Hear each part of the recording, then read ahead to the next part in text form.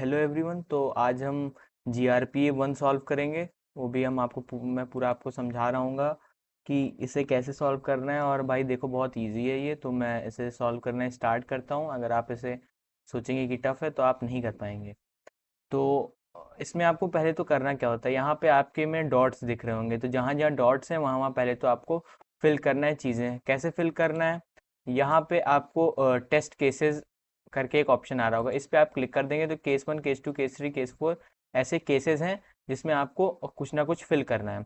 तो हमारा केस 1 हमें गिवन था कि अगर हम और आपको अभी तो ये भी मिलेगा, जो ये हिंट्स हैं, और ये हिंट्स बहुत काम के हैं, इसे आपको ज़रूर पढ़ना है।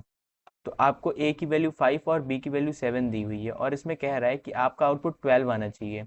तो ए की वैल्यू अगर 5 और बी की वैल्यू 7 है तो आउटपुट 12 कैसे आ सकता है? आप दोनों का सम निकाल दीजिए, जैसे कि इसमें कहा हुआ है। तो हम इसमें क्या लिख देंगे कि output is equals to, simply लिख देंगे ए प्लस बी।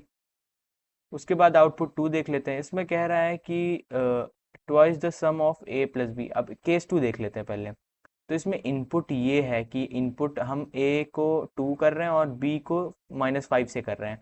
और जो हमारा आउटपुट आ रहा है वो -6 आ रहा है। तो ये -6 कैसे आ सकता है?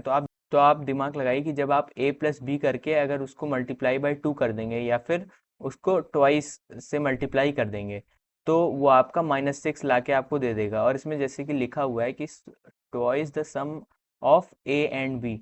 तो ए एंड बी का हमें ट्वाइस चाहिए, सम का ट्वाइस चाहिए। तो हम क्या करेंगे, ए प्लस बी कर देंगे, उसको ब्रैकेट में कर देंगे, फिर उसके बाद मल्टीप्लाई बाई 2 कर देंगे। वरना अगर हम ब्रैकेट में नहीं करेंगे तो ये पहले बी 2 से मल्टीप्लाई हो जाएगा, तो वो हमारे लिए सही नहीं रहेगा। ठीक है, तो ये ऐसे हो जाएगा। अब आउटपुट 3 में देखते हैं कि ये जो केस 3 है, इसमें जो इनपुट है वो ए की वैल्यू 6 दी गई है और बी 4 दिया गया है। तो हमारा आउटपुट 2 आया। फिर ए की वैल्यू 4 दी गई है और बी की वैल्यू 7 दी गई है, फिर हमारा आउटपुट 3 आया। तो अब ये क्या कहना चाह रहा है, मतलब हमें ये आउटपुट कैसे निकालेंगे? तो अब इसमें देखते हैं, अगर हम 6 - 4 करते हैं तो हमारा 2 आ जाएगा। पर अगर हम 4 - 7 करेंगे तो हमारा -3 आ जाएगा। तो -3 तो हमें चाहिए नहीं, तो हमें 3 चाहिए। तो इसका मतलब बाहर मॉड लगा होगा, है ना? आप समझ रहे हैं ना? एब्सोल्यूट वैल्यू हमें इसकी निकालनी है। तो एब्सोल्यूट वैल्यू निकालने के लिए क्या करना होता है कि आपको एक एबीएस फंक्शन पढ़ा होगा आपने वीक 1 में।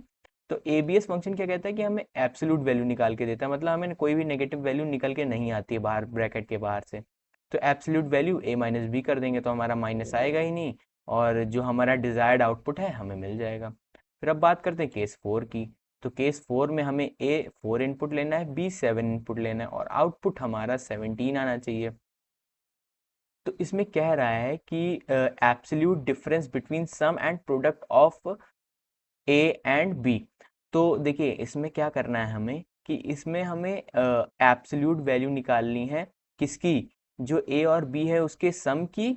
उसको अगर हम जब माइनस कर देंगे ए और बी के प्रोडक्ट से, तो जो वैल्यू आएगी वो उसकी एब्सोल्यूट वैल्यू हमें निकालनी है। तो आउटपुट 4 को हम ऐसे समझाने के बजाय मैं इसे आपको क्या कहता हूँ कि इसका आपको आउटपुट निकाल के ही दिखा देता हूँ रेफलेट पे। ठीक है, तो ये हमारा गिवन हुआ है ए की वैल्यू 4 और बी की वैल्यू 7। तो हमने ए की वैल्यू 4 और बी की वैल्यू 7 यहाँ लिख दी है। उसके बाद जो हमारा आउटपुट है वो 17 आना चाहिए। तो देखते हैं कि जो हमने ये लिखा है, क्या ये हमें आउटपुट 17 प्रोवाइड कर रहा है कि नहीं कर रहा है। तो अब हमने यहाँ इसको लिख तो दिया। अब आंसर भी आ जाएगा, पर हमें आंसर दिखेगा नहीं क्योंकि हमने प्रिंट कमांड नहीं लिखा हुआ है। तो अब हम इसमें अरे सॉरी, तो इसमें अब हम प्रिंट कमांड लिख देते हैं। ठीक है, प्रिंट कमांड हम इसमें लिख देते हैं, आउटपुट 4,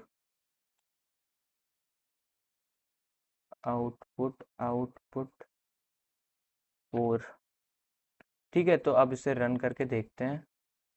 कंसोल में जाते हैं तो हमें आंसर 17 मिल चुका है, जो कि हमारा एक्सपेक्टेड आउटपुट था, और ये हमारा एक्चुअल आउटपुट भी बन चुका है। ठीक है, तो अब ये आउटपुट 4 भी आपको समझ में आ गया होगा। फिर यहाँ पे अब चलते हैं केस नंबर 5 पे। तो केस नंबर 5 पे कह रहा है कि जो हमारा प्राइस है वो 80 दिया हुआ है। मान लीजिए आप किसी शॉप पे गए और आपको क्या है, 80 रुपए की एक चॉकलेट मिल रही है, आपको किसी को देना है। तो उसमें डिस्काउंट 2% का अगर लग रहा है तो आपको चॉकलेट कितने की पड़ेगी? तो आउटपुट के हिसाब से 78.4 की वो चॉकलेट आपको पड़नी चाहिए। तो अब इसे हम कैसे निकालेंगे? तो अगर हम क्या करें कि जो डिस्काउंटेड है, डिस्काउंट परसेंट है, जैसे 2% है, तो अगर उसको हम 100 से डिवाइड कर देंगे तो हमारा क्या आ जाएगा 0.02। और अगर हम इसको 1 से माइनस कर देंगे तो हमारा क्या आ जाएगा 0.98। ठीक है, तो इसका मतलब हमें जो प्राइस है उसका 0.98 पे करना है। तो अगर हम इसे देखें कि 0.98 इंटू जो हमारा प्राइस कितना है, प्राइस हम देख लेते हैं हमारा प्राइस कितना है। तो प्राइस हमारा 80 था ना, तो अब 80 यहाँ पे लिख देते हैं 80। तो हमारा देखिए 78.4 आपको पे करना है 80 रुपीज़ का। ठीक है, तो आपकी चॉकलेट थोड़ी सस्ती हो गई। तो ये एक फार्मूला था छोटा सा, इसे आप मतलब समझ लीजिए, याद क्या ही करेंगे इसको। और फिर उसके बाद हम चलते हैं केस नंबर 6 पे। तो यहाँ पे केस नंबर 6 में कह रहा है कि हमें 270 मिनट्स टोटल दिए हुए हैं, तो इसे हमें आर में कन्वर्ट करना है। तो मिनट को आर में कन्वर्ट करने के लिए क्या होता है कि आप 60 से डिवाइड कर दीजिए, तो वो जो मिनट होगा वो आर में कन्वर्ट हो जाएगा।